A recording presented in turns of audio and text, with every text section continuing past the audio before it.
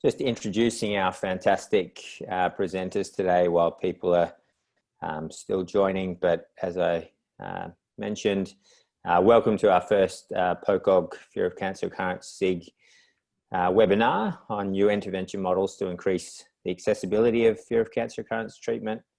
I think we've made a lot of great progress in the last few years in terms of developing effective treatments for fear of cancer recurrence. But most of those are psychologist delivered face-to-face individual interventions, and as highlighted in the recent FCR research priorities paper led by Phyllis, there is a really urgent need to try and develop intervention models that enable us to offer treatment to a broader range of cancer survivors, given the high prevalence and burden of this issue. So really pleased to introduce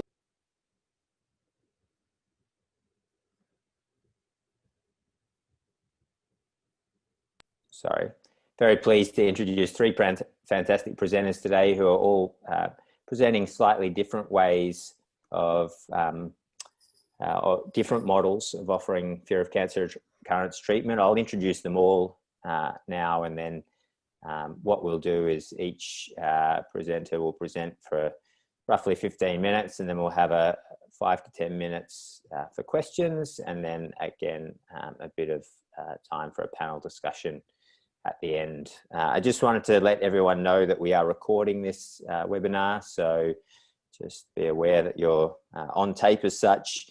And also we want to make it as interactive as possible, so please use the chat function to add comments or questions, and I will read out those during the question time. During the presentations, it'd be great if people could keep themselves muted and cameras off if possible.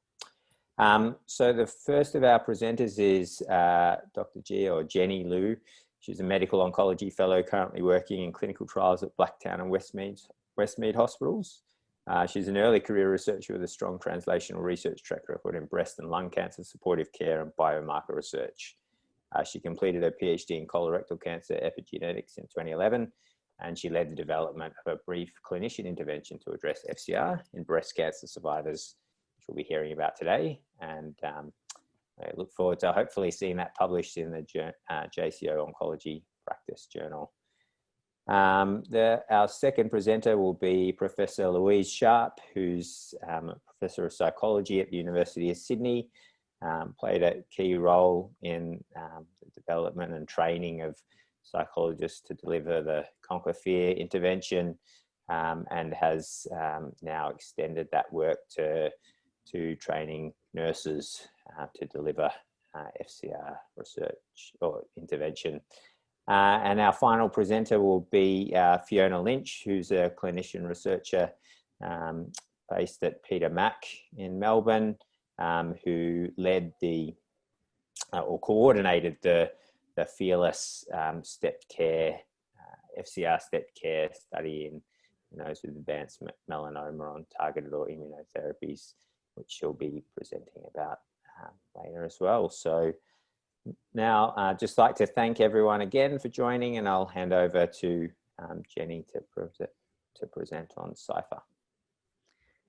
Great, thanks very much, Ben, and thanks PoCoG for the opportunity to share our research. So as mentioned, today I'll be running over the results of our Cypher study, which is a novel clinician-led intervention to address FCR in breast cancer survivors. The rationale for a brief intervention for FCR really is driven by the fact that fear of cancer recurrence is a really common problem affecting over half of all cancer survivors. And while there are a number of evidence-based psychological interventions for FCR exist, including ConquerFear, there are no validated oncologist-delivered FCR interventions in a systematic review that we performed a few years ago. In the clinic, as doctors, we're very good at assessing patients for symptoms from side effects related to treatments to reduce risk of recurrence.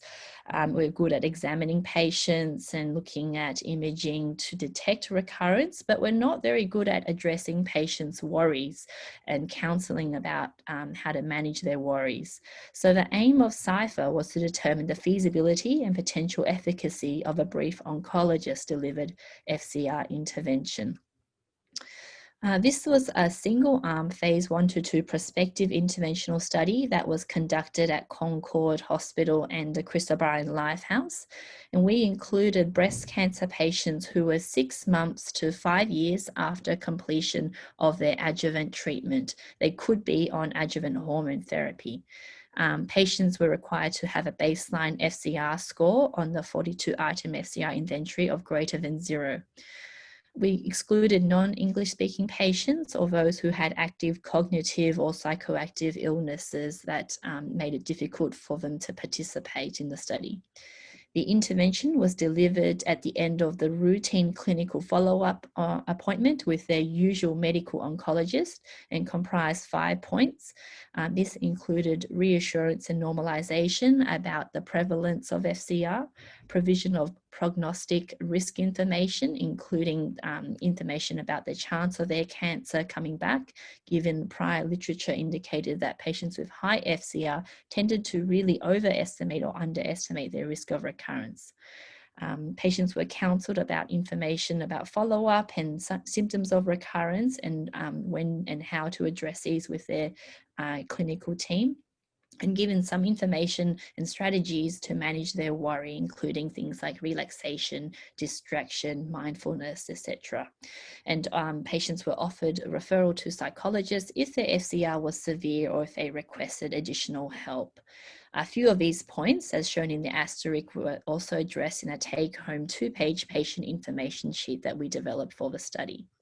The primary outcome of this pilot study was patient-reported helpfulness or usefulness, and secondary outcomes included measures of efficacy, including changes in FCR, depression, anxiety, and unmet need, feasibility, as well as oncologist satisfaction.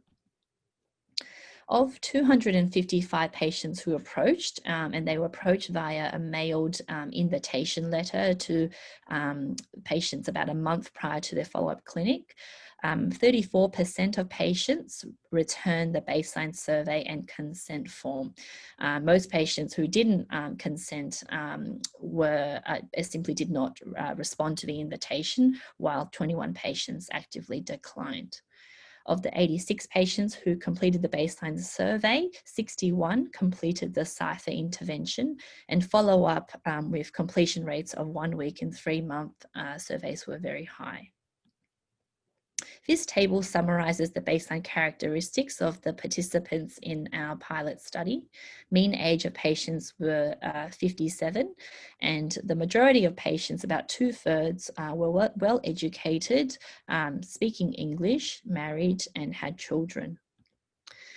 Most patients had early stage disease that were hormone receptor positive, and accordingly also had adjuvant hormone therapy on board after their surgery, and chemoradiotherapy were indicated. Rates of pre-existing depression and anxiety were low, and as you can see, 2/3 had no history of depression and anxiety, and most did not have previous treatment for such. This shows patient feedback regarding the Cypher intervention, and what's highlighted in that red rectangle is the primary endpoint, and we found that 97% of participants found Cypher to be either very helpful or helpful, and so this met our primary outcome of patient acceptability. Majority of patients would also recommend Cypher to others and were reassured by the Cypher intervention, whereas the proportion who were upset by Cypher was very low. This graph shows efficacy measures, and we pleasingly found a significant reduction in FCR severity on the 9-item severity subscale at 1 week and 3 months compared to baseline.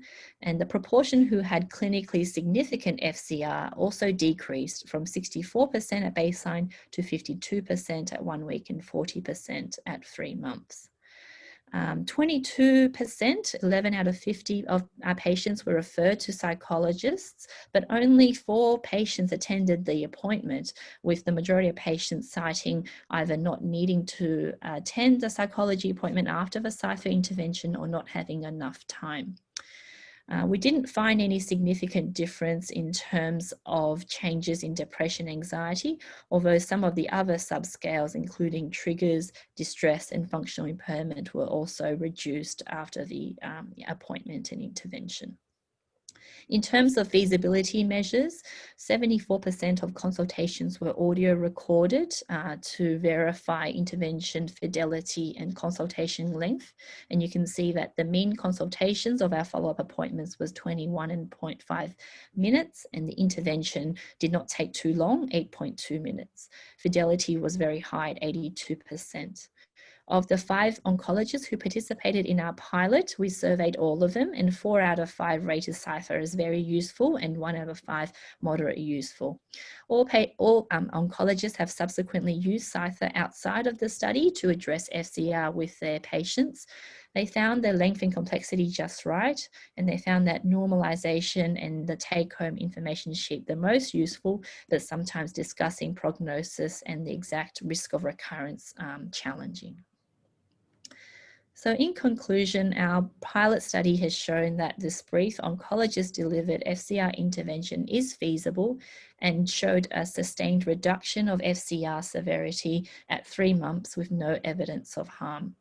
One of the challenges, though, of this single arm study is the fact that we didn't have a control arm. So some of the reduction in the FCR severity could have been simply seeing the usual oncologist and having a reassuring examination as well. And for this reason, we're currently in the process of preparing a grant submission to conduct a cluster randomized control trial to formally assess efficacy across multiple centres in Australia. So we presented the results of this study at ASCO this year, as well as at the Medical Oncology Group of Australia's annual meeting.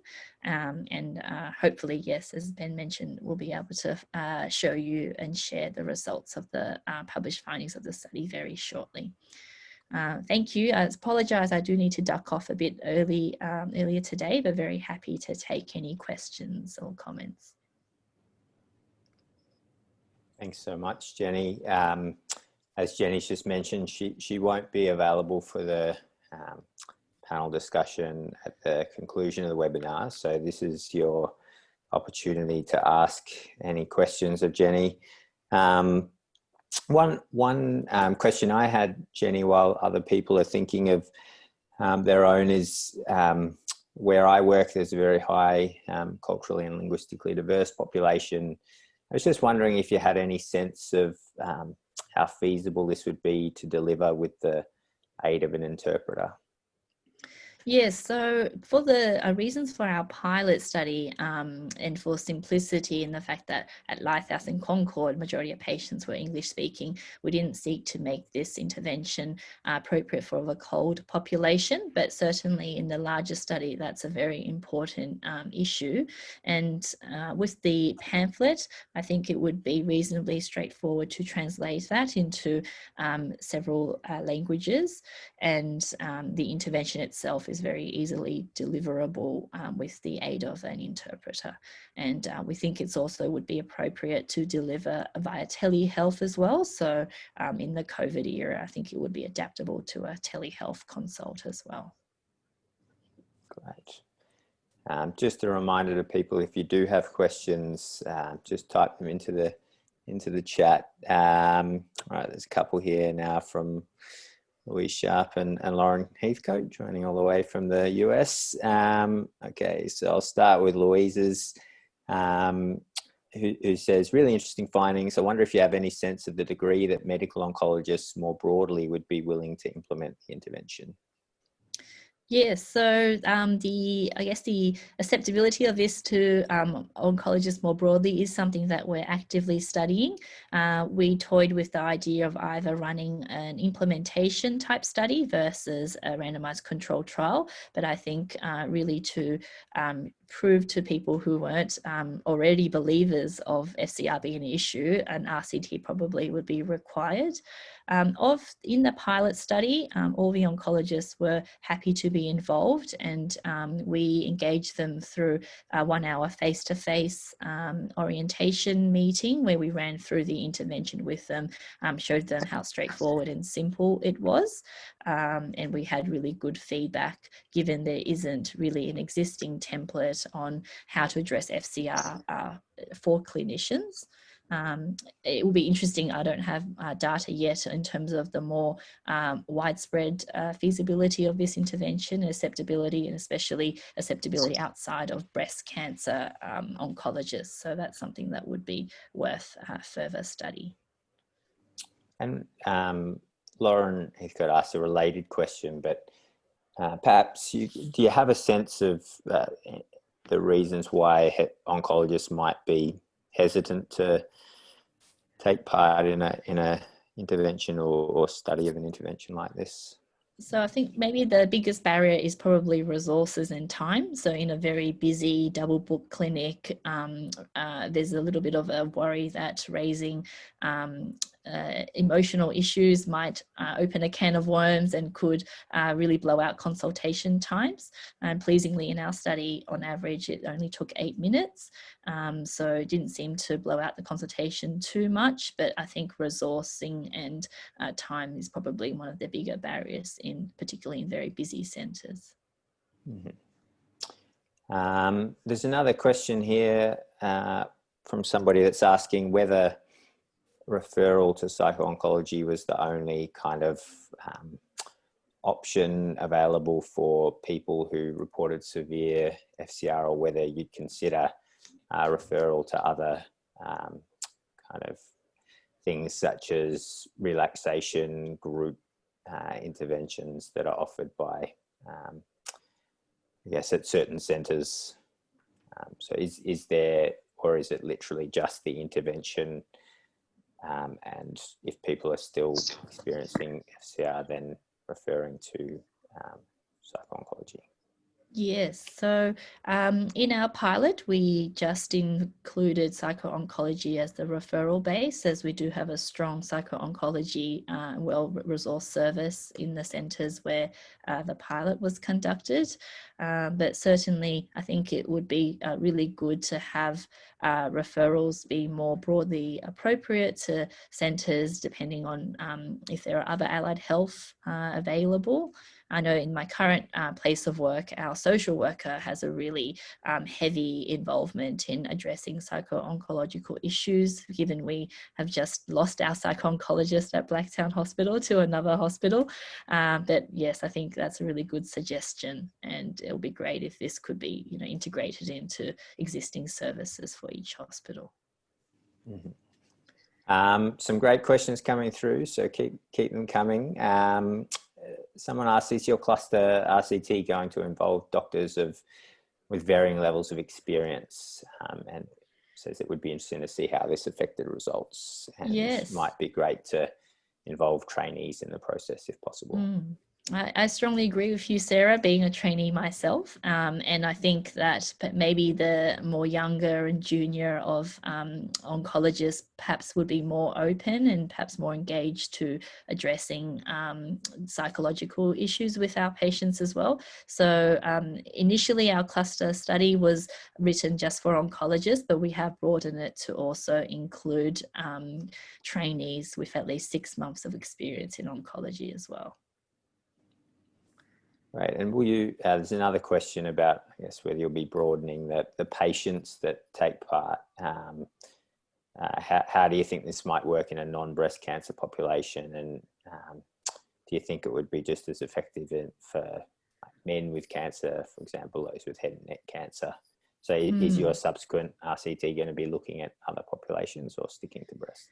The subsequent study is sticking to breast cancer, but I think this is something that is going to be very broadly applicable, and the intervention could be easily tailored for cancer patients of other types, in particular testicular cancer, head and neck cancer, and now increasingly even advanced cancers such as melanoma and lung cancer patients, which we're increasingly curing with the advent of immunotherapy. I think FCR, or fear of cancer progression, is going to be a more universal issue.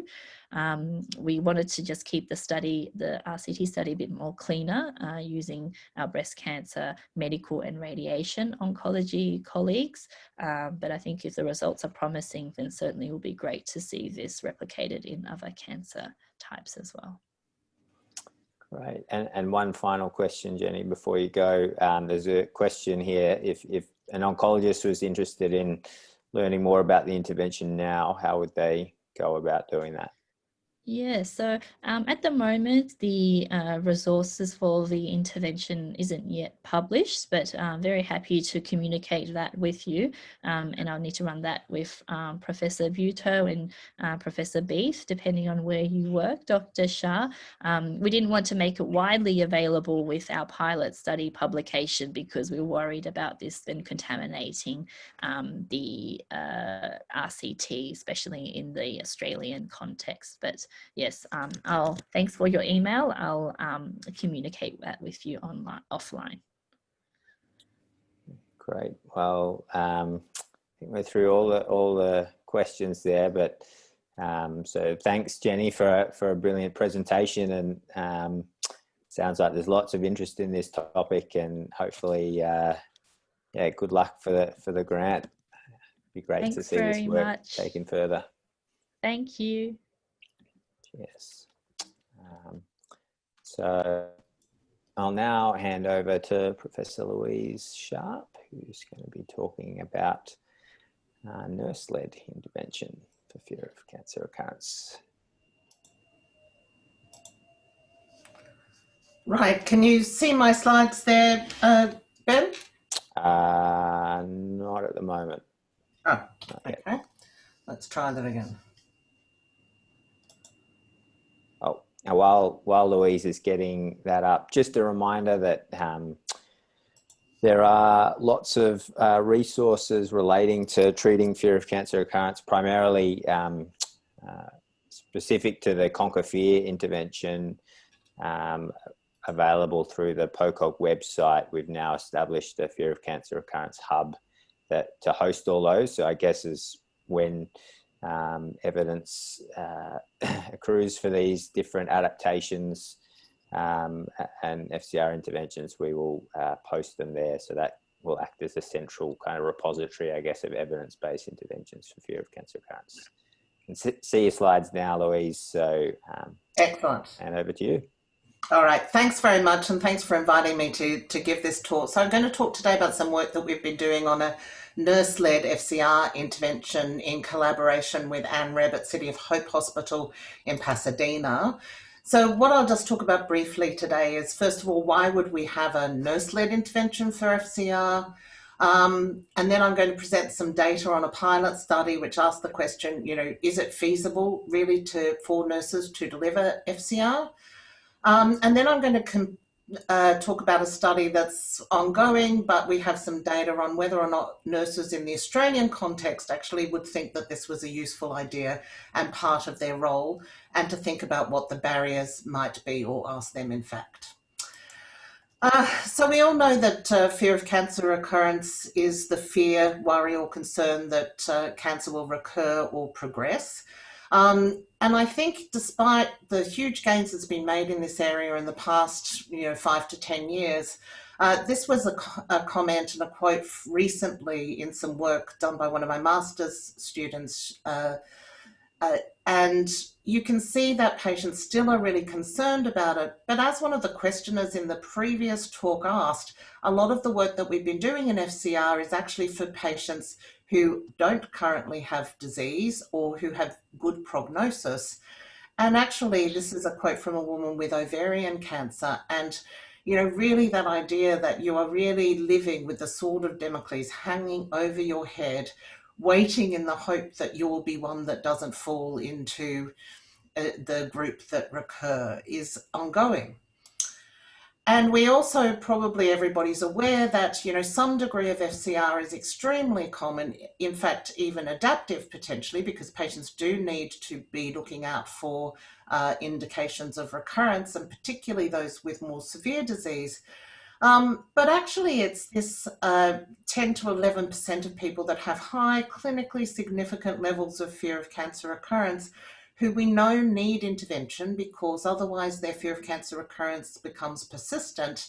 And we know that despite how much things have improved in terms of what we know about treatment, that it remains the #1 unmet psychosocial need of people with cancer. So this is some data from Cancer Council Victoria that talks about the number of people just in Victoria alone predicted to be living with and beyond cancer in 2040. You can see that there are literally hundreds and thousands of Australians. And if 10 to 11% of those people need treatment for FCR, then it's great to have good and effective treatments, but we also need to think about how we're going to be able to deliver those treatments to meet the need of the people who have clinically significant fear of cancer recurrence. So the good news is that we now do have effective treatments for FCR. So in a paper led by Bobby Zachariah's group, there was a large meta-analysis done that meta-analysed 21 randomised controlled trials that have been done with FCR as an outcome in over 2,000 patients, where they looked at FCR as a primary outcome. Now, most of these, it's true, are in breast cancer and with patients with no evidence of disease. And generally, the types of interventions that are used in this space are either traditional CBT, where people challenge beliefs that people have and focus on behaviours, or more contemporary forms of CBT, such as ACT, mindfulness, or interventions based on metacognitive therapy. And now the results of this were really encouraging. So overall, there was a small effect, but the grade criteria suggested that we can be moderately confident that this effect is accurate. So psychological treatments are effective. They maintained at follow-up, although shorter follow-ups produced larger results. And there are a couple of important findings. Group was better than individual at the follow-up, but not post-treatment. And importantly, contemporary CBT, so ACT, mindfulness, and metacognitive therapy, actually resulted in higher effects than traditional forms of CBT. And this is to give you an idea of the effects, that actually the more contemporary CBT programs are actually in the small to moderate range, whereas the traditional CBT are really quite small effects on FCR. So from that review, we know that psychological therapy is efficacious. We know that contemporary CBTs, like ConquerFear, led by Phyllis Butow, are more effective than traditional CBT. But the questions and the gaps in the literature, the majority of these studies are delivered face-to-face, often with up to 15 sessions. So these are expensive and time-intensive interventions, and typically by psychologists or clinical psychologists working in those settings. In terms of the patients, most of these studies exclude patients with evidence of current disease or with advanced disease. And Jenny's already made the point that there are certain populations now who live with extreme uncertainty. And I know we're going to hear more in the talk about Fearless from Fiona later. But these patients haven't really been involved in the randomized controlled trials to date. Now, I'm sure you're all familiar with the ConquerFear trial led by Phyllis that tested the intervention of ConquerFear, which was based on Joe Fardell's model of the development of fear of cancer recurrence. But just as a reminder to anybody who isn't aware, essentially the ConquerFear intervention had 5 main components. So there was values clarification from ACT, detached mindfulness, attention training, and metacognitive therapy. And also behavioural contracts, which were really trying to help people to reduce checking type behaviour, for example. And these were the 5 main components of that intervention based on ACT, metacognitive therapy, and the self-regulation theory. Now, this was a highly efficacious treatment in the large randomized trial led by Phyllis. We found that ConquerFear was more effective than active relaxation therapy. That was the case at post-treatment 3 months and 6 months follow-up on the primary outcome of fear of cancer recurrence inventory total. So, following the publication of this trial, Anne Reb approached the ConquerFear investigators to see whether or not we could develop a way of training nurses to actually be able to implement this intervention, the ConquerFear intervention. And I met up with Anne and went over to Pasadena on a number of occasions. So the question was, can we really train nurses to deliver what's a reasonably complex psychological intervention? And the groups that Anne was working with were patients with advanced lung and gynecological cancers. So quite different populations to those typically looked at. So in terms of training the nurses, there were 3 nurses who were working on the project. We trained them over a 2-day period and also trained the team psychologists. Those psychologists then supervised the nurses in weekly supervision sessions and held 2 booster training sessions over 6 months on the components that the nurses were struggling most with, which was the delivery of attention training technique and the metacognitive components. We ensured that the sessions were audio taped and there was feedback fortnightly from the team psychologist on 1 audio tape per clinician. And I came and did a half-day team review where together we sat and listened to sessions of the nurses intervening with patients so that we could actually feedback as a whole team and think about ways to kind of improve the delivery of the intervention. So Anne and her colleagues recruited 31 patients, split roughly equally between lung and gynecological cancer, the majority of whom completed the intervention. So I'll tell you a little bit about the adaptations that we made to the intervention from ConquerFear. First of all, throughout the intervention, rather than talking about recurrence solely, we talked about fear of cancer progression or recurrence, as was more fitting to the patients with advanced disease. We lengthened the program in terms of the number of sessions so that there were 7 sessions rather than the 5 sessions that ConquerFear had because of the burden to the patients, but also from feedback from the ConquerFear therapists. We had a more blended intervention. These patients were quite sick and it was often difficult for them to be able to come to the hospital all the time. So the first session was face-to-face where the nurses got to know patients and did the assessment and explained the treatment. The remainder were conducted via Zoom unless the patient had an appointment in person. We changed examples through the manual to reflect the advanced disease status of the patients, and we needed to adapt quite a bit the behavioural component of the program to be more fitting with gynecological and lung cancer, because obviously issues around checking breasts were no longer relevant. There are different behaviours which focus predominantly on abdominal symptoms for gynecological cancers and fatigue for the ovarian cancer patients in particular. And the lung cancer patients were very focused on their cough and checking the sound of their cough and their throat, which we focused on. And also it was really important to know, excuse me, talking about cough. It was really important to know that we had a different threshold for concern.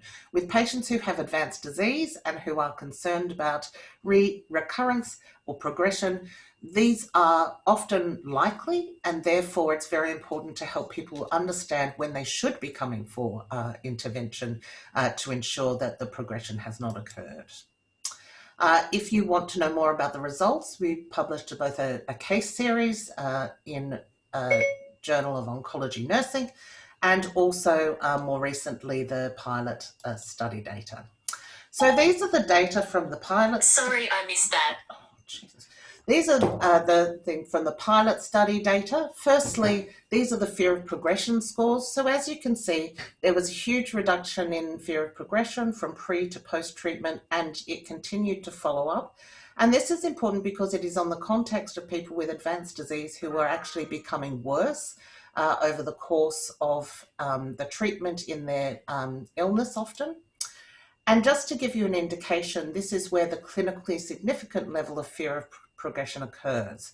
So all participants had to score over 34 to get into the trial. And as you can see, the mean was below the cutoff at post and follow-up.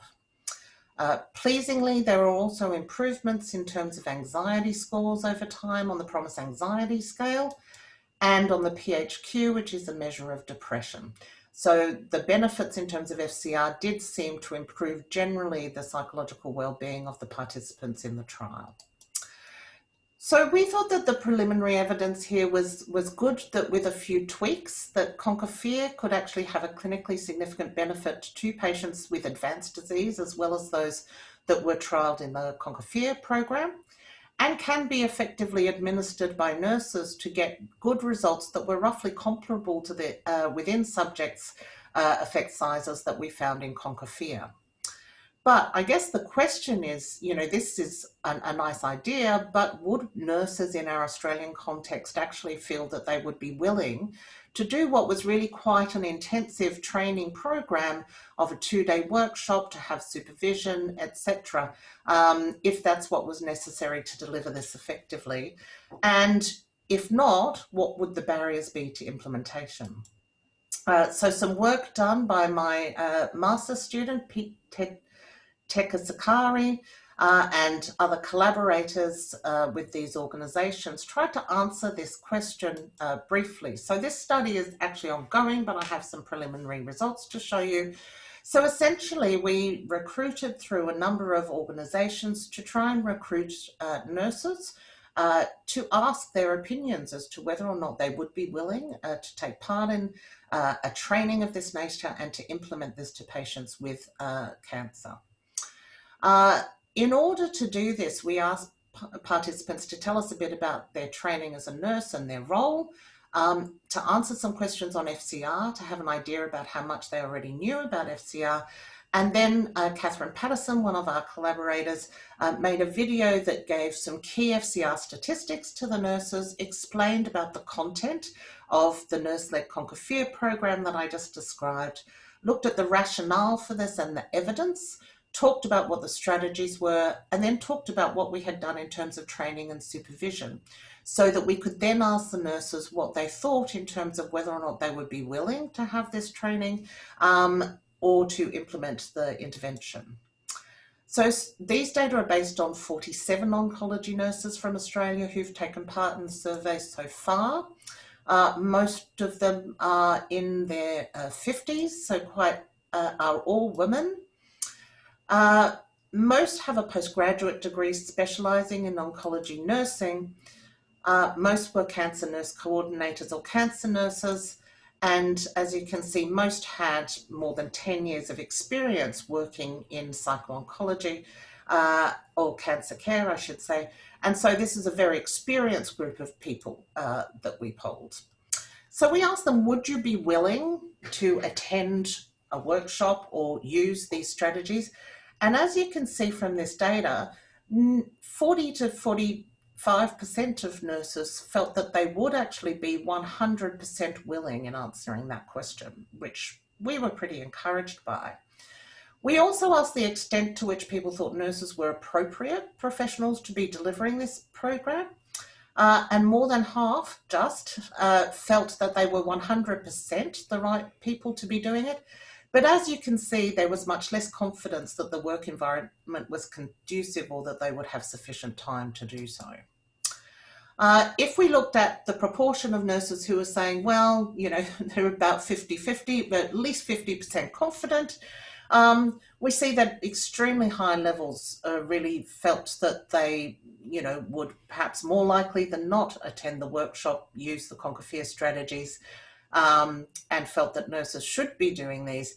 And actually people were a little bit more confident at this lower level that they might actually be able to use it. Nevertheless, we did ask a number of open-ended questions about what the barriers and or potential solutions to this might be. What we found was that the key barriers were, I guess, predictable but important. Obviously, particularly undertaking this study in the time of COVID, the insufficient time was a key barrier. Problems in terms of the lack of support people imagine that they might get from upper management to attend such an intensive training, or the support needed to deliver the intervention. Space limitations was another one identified by a number of nurses. So when you're conducting an intervention like this, you need a private space for confidentiality and so forth. And actually delivering it face-to-face for that reason is probably a key barrier. Although, of course, using Zoom is something that we increasingly have become used to doing. So how can we overcome those barriers, we asked? And actually some good news for Ben and his team, that the nurses felt that actually they would find it really useful to have online training sessions that the nurses could support patients through, and they felt that there'd be good uptake for that. They felt that actually having support from their psycho-oncology colleagues who could actually help them and in the implementation of these strategies, and when they felt that it was difficult, and creating ways to deliver the intervention via telehealth were reasonable ways to overcome these barriers. So, in conclusion then, I think in this work, it seems to me that actually a nurse-led intervention for FCR is feasible. We know from a meta-analysis undertaken by Rachel Breback during her PhD some years ago that actually there's much better uptake for patients from nurse-delivered interventions than psychologists. The patients prefer it. And actually, there were encouraging results in terms of efficacy from this pilot study. And particularly encouraging since we worked with patients who had advanced disease. The nurses, certainly at City of Hope, were really positive about their experience. And actually in the Australian context, I was surprised how positive people were about the idea of learning and implementing evidence-based interventions for FCR. But there are clearly some systematic barriers that need to be addressed. So, very happy to take some questions, and thanks for listening. Thank you, Louise. Yeah, great body of work. Great to see that something like this can be effectively delivered by nurses and has some positive results. Obviously a few barriers to overcome, but just a reminder to everybody to put your questions in the chat. And there's one already here from Andrea Smith, who asks, could this program be adapted to train breast care nurses to support the growing population living with metastatic breast cancer, especially dedicated metastatic breast care nurses, of whom we now have 20, more than 20 in Australia? Yes, I mean, I don't see any reason why not. The choice of gynecological cancers and lung cancers was really about the specialist backgrounds and the teams that the nurses who we were working with, that was the context in which they worked. I don't see any reason why it couldn't be adapted relatively easily to breast cancer. In fact, I think having adapted it from the ConquerFear trial, where it's used with early stage breast cancer, to metastatic breast cancer would have been probably needed less work than adapting it as we did to different cancers. So I certainly see no, I would think it's very unlikely that it wouldn't be as effective in that group.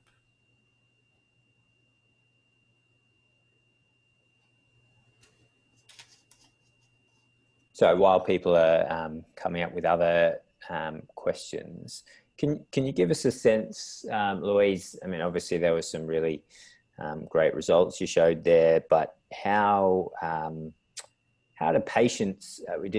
I didn't get much of a sense of how the patients found it. Did you have much? I mean, 7 sessions is a lot of sessions to turn up to. Did you have many patients drop out and yeah, so there was a 77% completion rate, which is actually, I think, just slightly above the completion rate in the ConquerFear program. Although, they were only required to come in person once, so that may have been part of the improvement of that. Patients were very positive about it, actually. And the only really negative feedback that the patients gave qualitatively was that they didn't much like the attention training task that was part of the ConquerFear. And I think for those who are familiar with that, in the ConquerFear trial, we used one from Adrian Wells' team. There's actually one on YouTube, which is a little bit less complex. And I think that the patients with advanced disease in particular found all those sounds to be just very overwhelming. And so we ended up in their ongoing work using this much more simplified form, which seems to be better received. Mm-hmm. And you mentioned that attention training was one of the things that the nurses struggled with a little bit. Did you have any tips on how to sell that to patients? As you say, it's a slightly unusual exercise that might not necessarily have a lot of face validity. So what were your kind of tips in terms of how to sell that to patients as a worthwhile? Yeah, look, so the difficulty that the nurses struggled with was trying to get the balance between here's a strategy that you can use, and the idea behind it is to try and get you to be better at managing your attention so that you can make decisions about what you want to focus on when you want to help you better to disengage from your worries at times when that seems appropriate. And I guess they found it very difficult to not encourage the participants to use it when they were anxious as a distraction technique. And they really couldn't, it was difficult to get the kind of, the distinction between that, because of course they don't have a lot of psychological theory kind of training. So I guess that was a challenge. And so that's one of the reasons why we did that for them. And so, it's one of those things that it's, but they were able to get it, and obviously it worked. And going forward, they have retained it in the programs that they're looking at for their RCT. Mm-hmm. Right.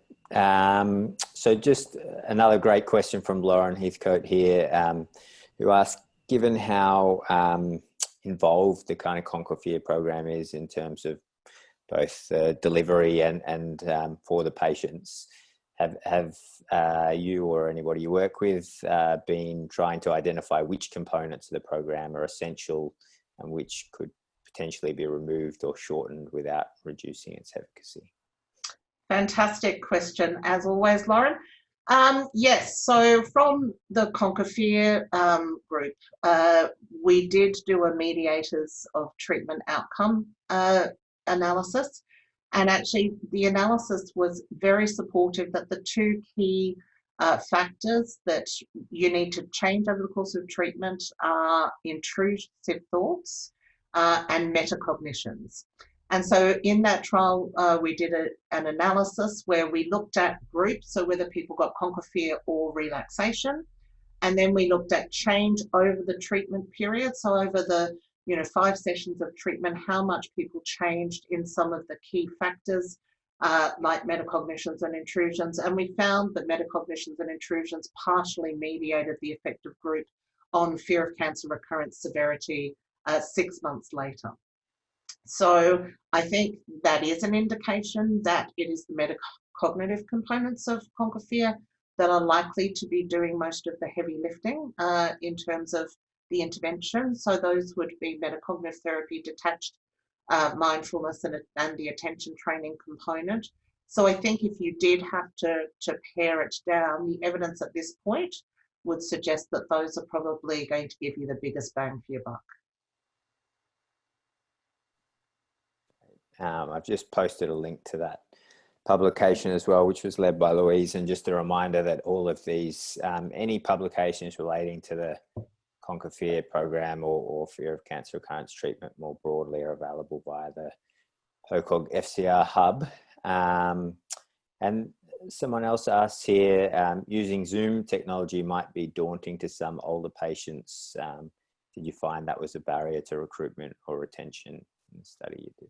Yeah, I mean, clearly, people have to have access to a computer, and that is a problem, but we didn't find it to be a problem in this trial in particular. Most patients did. And I must say, I mean, it's surprising. One of my PhD students did a trial in patients with multimorbidity in order to prevent the development of depression. So we did have some cancer patients, obviously, in that study, but they were all over 65 to be included in the study. And we had extremely high completion rates, like over 80% of people completed this study. And we found that actually an internet-delivered CBT was effective at preventing the onset of new depression in older adults with multimorbidity. So I say that in order to say every time my PhD student who did that project that's just been published presented her plan, everybody said you'll never get older people to do it. But actually, it's surprising how well they were able to do that. Now, that study predated COVID. I'm pretty sure that that would be even more so the case now. And I think the other thing that's really important to remember is that, of course, it may be true of older adults in the cohort that are 70 to 80 that we still see potentially only just over 50% having these kinds of facilities. But actually, if you think about the cohort that are now, you know, in their 50s and 60s, who will be the older adults in 10 years when we have when we're implementing all these projects, if the usual time to implementation occurs, that will also become less and less a problem, actually. How essential did you feel that initial face-to-face session was? I mean, would it be possible to deliver it entirely online? Yeah, that's an excellent question. I do think, I mean, we certainly found in the ConquerFear study, for example, that therapist alliance was a predictor of outcomes. So I do think it's really important that you're able to engage patients in order to do this work. Now, it's an assumption that therapeutic rapport will be better if you're face-to-face with a patient, but it'd be my assumption, and I could be wrong. So I think it probably is actually, you know, an important thing. However, you know, certainly there are lots of internet-delivered treatments where there's no face-to-face, where people seem to do equally well in most areas where I've seen the research. And also in studies that look at it, therapist alliance is still predictive of outcome in internet-delivered interventions, interestingly enough. So my guess is with patients with advanced disease, having nurses that treat you as nurses, engage you and have this face-to-face experience and then do it by Zoom may well be why we got really such, I mean, I think they're pretty impressive outcomes given the difficulty of the client group and, you know, the fact that these nurses had never done any training in psychology at all. You know, but that's just speculation. One last question from me, if no one else has any, and remember to jump into the chat if you do. So it seems like you don't necessarily have to convince nurses that this is a good idea. It's more the people, the managers and administrators. Any plans or ideas as to how that can be done? Well, I think one of the things that has been good about the FCR research that's been done over the last 5 years is that both the ConquerFear and the SWORD trial, for example, had economic analyses that found these programs to be cost effective. And I think for managing upward, that's an important thing to be doing. I guess the other potential barrier that the nurses, you know, didn't look at, and we haven't investigated, is how, you know, psychologists would feel about disseminating these skills to other professionals, because in Australia there's an historic concern about that, at least in the mental health space. And I really am not sure how that would translate into the psycho-oncology space. My guess is probably less so, but that potentially is another barrier that wasn't identified by the nurses, but is something that sort of has occurred to me. Right. Thanks for your thoughts, and thanks for a great presentation, Louise.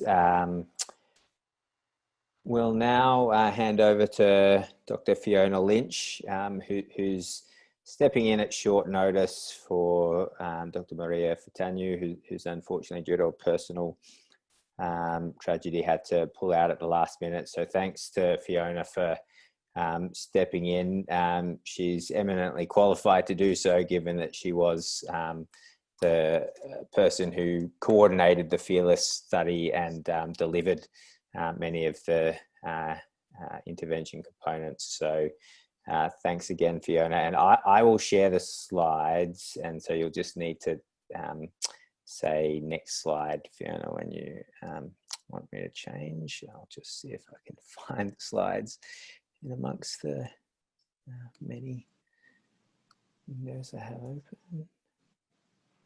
Sorry, one sec.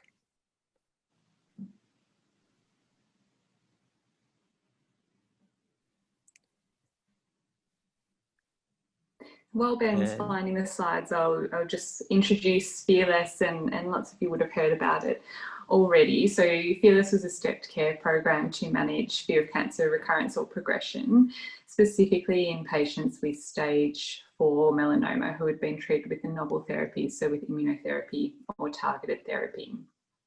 And as Ben mentioned, it was led by Dr. Maria Furtado, who's an apology today. And it was a collaboration with a few organisations, particularly delivered across the Alfred and Peter Mac, and was funded by the Victorian government as well. Sorry, one sec, Fiona. Okay. You can see that now. Can you see that now? Thank you. Yeah. Yes. So just the next one, if we can, Ben. Thanks. And it was also a collaboration between many organisations and a really wide project team and steering committee. So just acknowledging the Psycho-oncology Co-operative Research Group and the Australian Cancer Survivorship Centre, as well as Centre for Oncology Education and Research Translation as well, who are all involved in this project. So the rationale behind the Fearless program was that we obviously know it's one of the most significant unmet needs of cancer survivors, and in fact in a recent systematic, a recent study by Caroline Lissy and her colleagues was the most prevalent unmet need. But despite that, many people don't get access to fear of cancer recurrence treatment, and particularly those on novel therapies who are believed to be at high risk of fear of cancer recurrence because of the extended duration of their treatment, the frequent monitoring, and the increased uncertainty for those patients. So in survivorship care across Victoria, there wasn't a systematic model to identify fear of cancer recurrence and treat it specifically in that population. The aim of the stepped care intervention was to be able to deliver interventions that targeted the severity of fear of cancer recurrence treatment. So for those with moderate or sub-threshold levels of symptoms, they were offered the self-management intervention to be able to reduce resources and increase access to treatment. And those with higher levels of need and higher levels of fear of cancer recurrence were offered a high intensity intervention. And that was reserved for those who most need it. And by doing this, it's able to increase access to care and potentially to reduce costs as well. So potentially a more sustainable model going forward. So this was our model for Fearless. So we screened outpatients across the 2 sites who had stable disease using the fear of cancer recurrence inventory short form and the fear of progression questionnaire short form. Those who were scoring in what we classified as the mild range received treatment as usual. So they were not offered any specific fear of cancer recurrence intervention. Those scoring the sub-threshold range on either of those questionnaires were offered our self-management intervention. So that included providing them with psychoeducation, and the self-management booklet that was purposefully developed for this project. They received a phone call to support them to use the booklet and to reinforce the strategies in the booklet around 3 weeks, and they received a final phone call and re-screening at 5 weeks when they also completed an evaluation on how they found the intervention.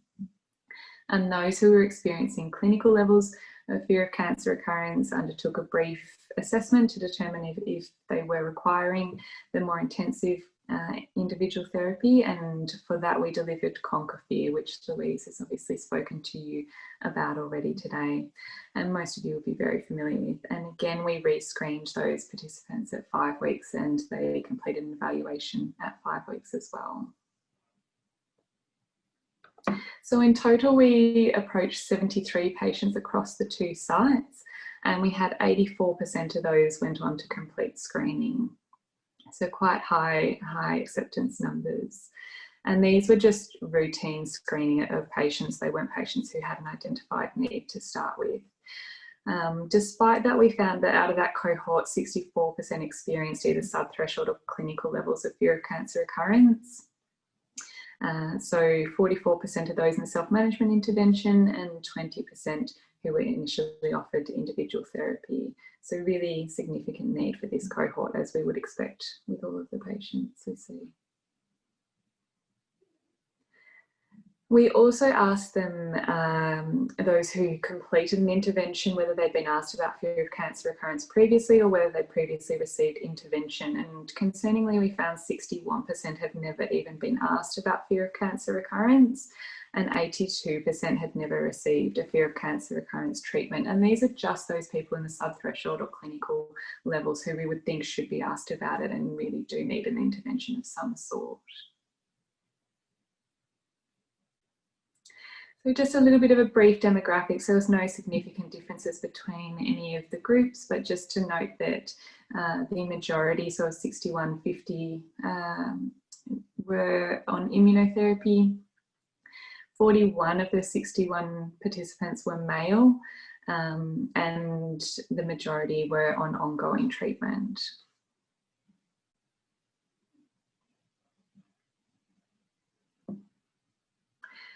When we asked them how they found screening, it seemed that screening was both acceptable and quite feasible to deliver. So participants really rated screening to be very easy to complete, easy to understand and acceptable, and they use words like describing as very important to be doing. And I think these quotes highlight that, where one participant stated, "The questionnaire raised issues that I wasn't aware I was fearful of, and by identifying the issues helps me then to deal with them."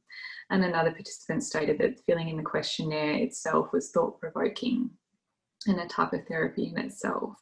So really highlighting that whilst potentially often the medical teams or our clinical teams think screening and questionnaires is quite burdensome, our participants actually found the opposite. It was also really feasible for us to deliver. It took an average of 3 minutes of clinician time for us to deliver these 2 screening questionnaires. What's unclear though is the right timing for screening. So we asked this of participants as well, and when they thought the best timing was for us to screen for fear of cancer recurrence, and really their answers differed. So it's not clear whether the best time is within the first 12 months, at diagnosis, at scan times, at the end of treatment or afterwards. And I think what's really clear from that is that screening is quite individual, and fear of cancer recurrence and when the intervention is needed is also quite individual. Our Fearless self-management booklet was quite a lengthy booklet. I think it was around 60-something pages in the end. And it was based on the existing models, the existing literature, and focus groups with both patients or consumers with advanced melanoma, as well as experts in the field, and some of you would have contributed to that. So it included aspects of CBT and ACT, such as psychoeducation, values identification, goal setting, relaxation, mindfulness, identifying their triggers of fear of cancer recurrence, some cognitive behavioural strategies, as well as relapse prevention. And particularly consumers as well as our health professional experts were really clear that we needed some general information in there as well, and that those aspects can't be reinforced enough to them around lifestyle changes and things like that that can also help their general well-being and mental health. So we ensured that we included that as well.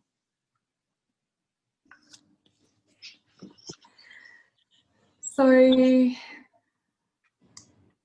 that figure is actually a little incorrect. Sorry, it's actually 89% who accepted the self-management intervention. So we had 24 of the initial 27 accepted self-management intervention. We then had one further participant who was offered ConquerFear but declined it, who then accepted the self-management intervention. So in total, we had 25 participants go through self-management, and 84% of those completed rescreening. We asked them how much of the booklet they read, and we found that 62% read 50% of the booklet, and 50% read 75% or more of the booklet. The booklet wasn't intended to read in its entirety, though we did encourage participants to read the sections that they felt were most relevant to them because it was such a large and broad booklet. We found that 62% said that they would recommend the self-management intervention to other people. And when we asked them what mode of delivery they prefer, 33% actually would prefer face-to-face or digital resources rather than the physical hard copy booklet that we provided. One participant did acknowledge that did tip that they wouldn't recommend the intervention to others, but there was nothing in any of their qualitative answers to indicate why, and their answers were quite positive, so we're unsure why they wouldn't recommend it. And really importantly, on average, the clinician time to deliver this was 21 minutes to deliver this intervention, where the support and the contact lasted across the 5 weeks. So a much less intensive and less resource intensive intervention than our individual therapies.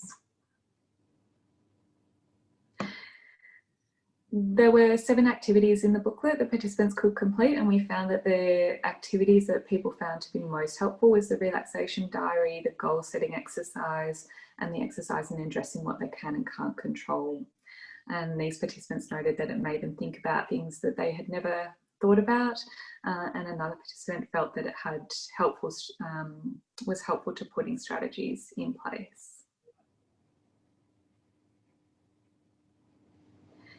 When we looked at it, I suppose a really preliminary understanding of the potential impact of these interventions, keeping in mind that it is a really small sample size, we found that 62% showed a decrease in fear of cancer recurrence in their post-screening measures, and 33% reported a subjective improvement in fear of cancer recurrence after the intervention. But really importantly, those who completed the 5-week phone call, of those, I think it was actually 100% didn't require any additional support to manage their fear of cancer recurrence, actually. So the individual therapy ConquerFear, so this again was a very small sample. So of the 11 participants who accepted the intervention, 6 of those completed all 5 sessions, and 5 completed less than 5 sessions. Of the 6 who completed all 5, 100% of those said that they would recommend the intervention to other people, which is really significant given that this is a population with metastatic disease who might not have often received ConquerFear. And their qualitative responses indicated that the most useful aspects of the therapy were detached mindfulness, as well as just being listened to and validated. Unlike the self-management intervention, ConquerFear is obviously a highly resource-intensive intervention, taking a lot of time for clinicians to deliver. And again, very prelim look at the potential impact in this cohort. 73% showed a decrease in fear of cancer recurrence, but 86% described subjective improvements. And the one participant who didn't report subjective improvements in their fear after the intervention attributed this to changes in their medical circumstances. And 100% of those who thought they had improved attributed it completely to the individual therapy that they had received.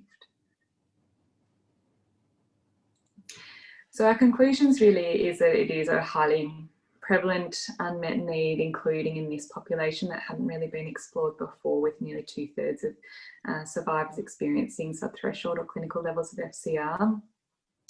And that screening is really integral given how many people hadn't been asked about it before and hadn't received intervention before, and also that it was quite an acceptable and feasible model of care.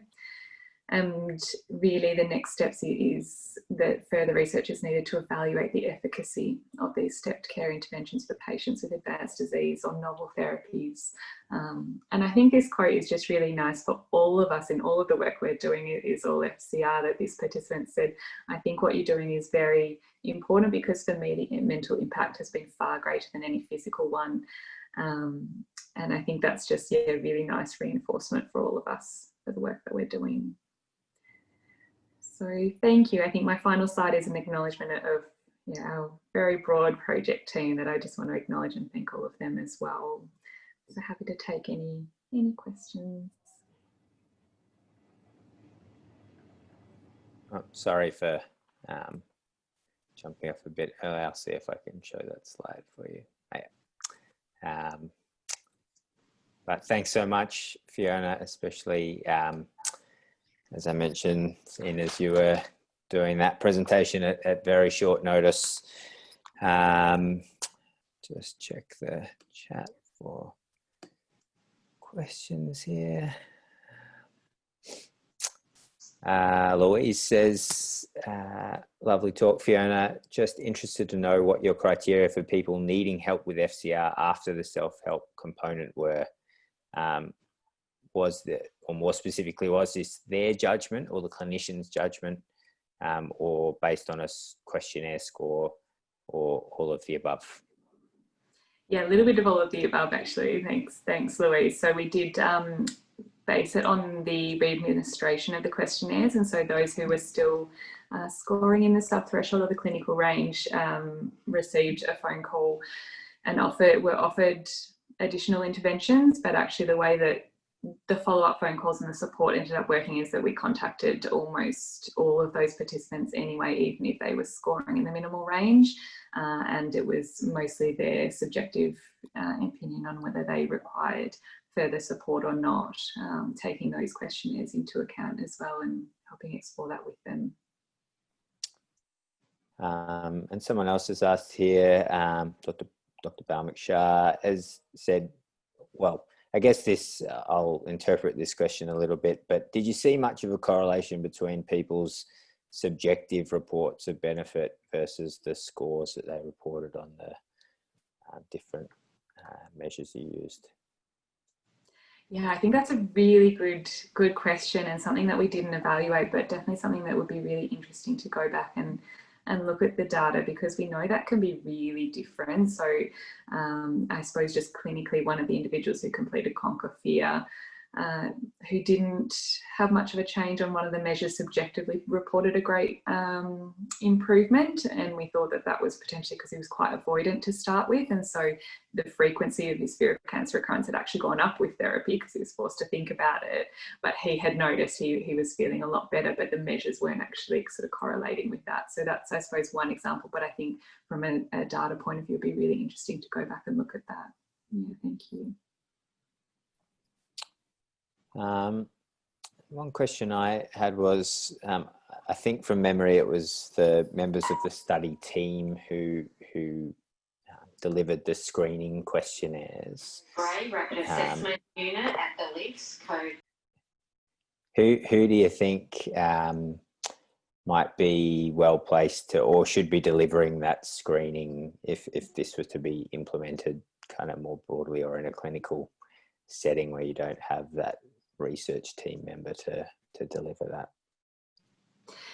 Yeah, I think what we think is that the screening is quite feasible, so it could potentially be feasibly delivered by the medical team, be that the nurse consultants who are really quite often best placed to know the patients that might need screening, and they've built that rapport and they have quite a supported care role already with those patients. So it doesn't necessarily need to be the clinical psychologists or the psycho-oncology teams who deliver that screening, that it is quite feasible and appropriate for other team members to deliver it as well.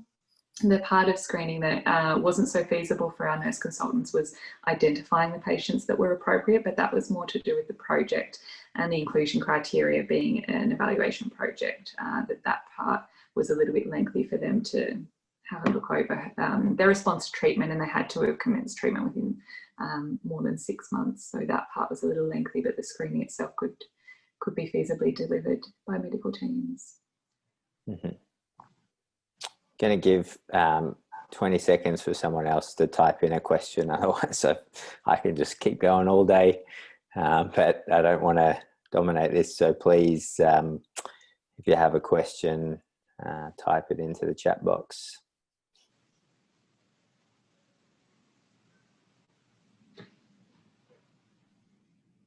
All right, well, I'll fire another one off while people are doing that. But this was obviously another study where ConquerFear was delivered to a population that it wasn't initially evaluated in.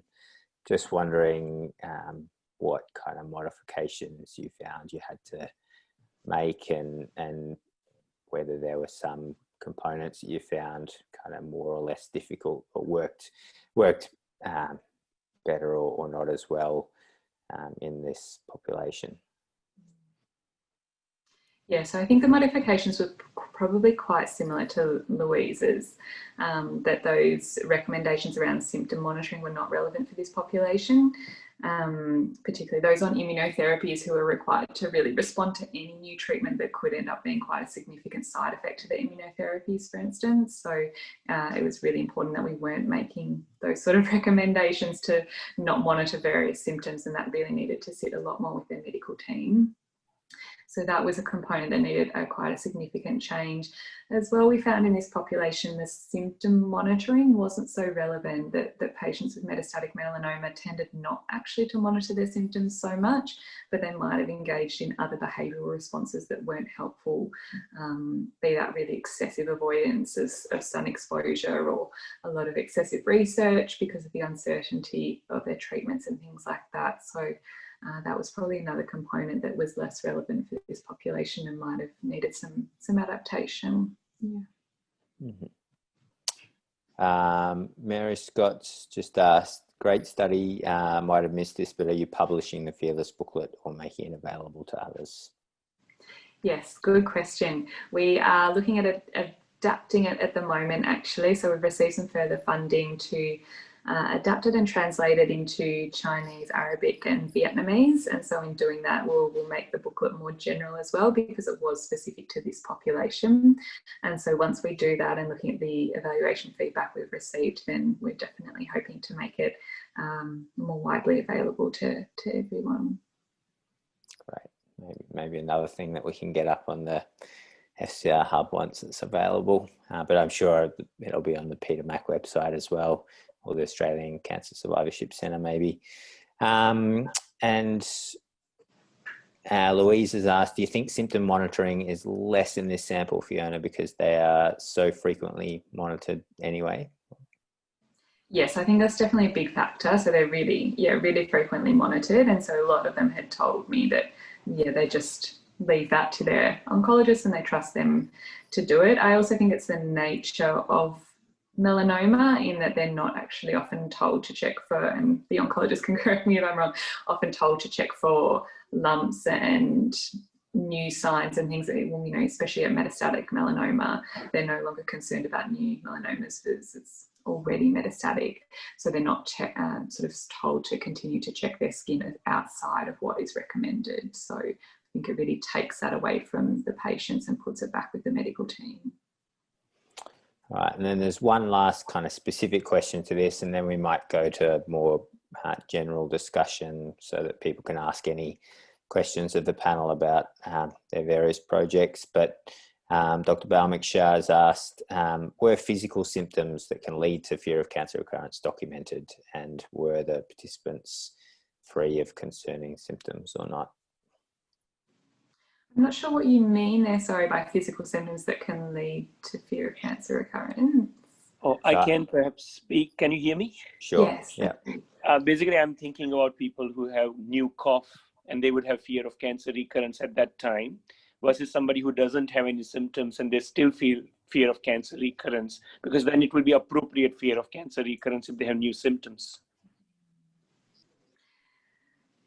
Yes, I mean, that's a really tricky thing, because I suppose what we find is that when someone is fearing the cancer returning, they have many somatic symptoms, don't they? Because any one of us could check in with our body at any time and realise we've got a symptom that our brain could focus on, which is where that attention training part of ConquerFear is really, really relevant.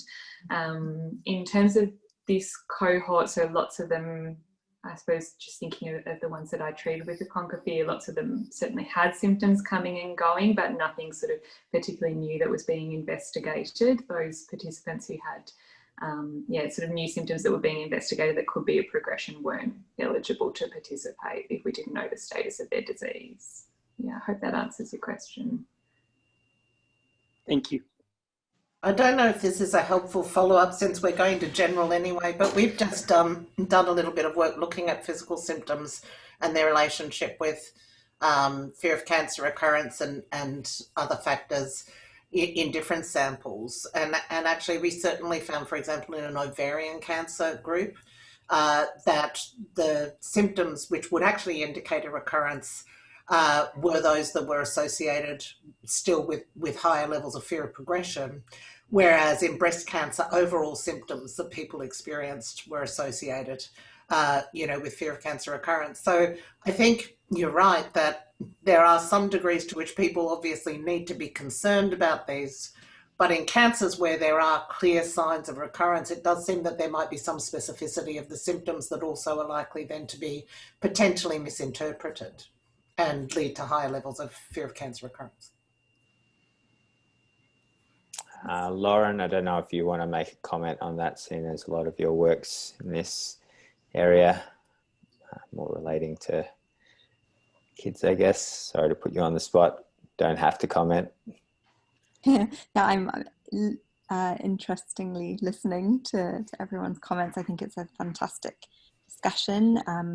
We sort of have some new data where we were looking at kids who have survived cancer and just generally find that, they worry about all sorts of everyday symptoms.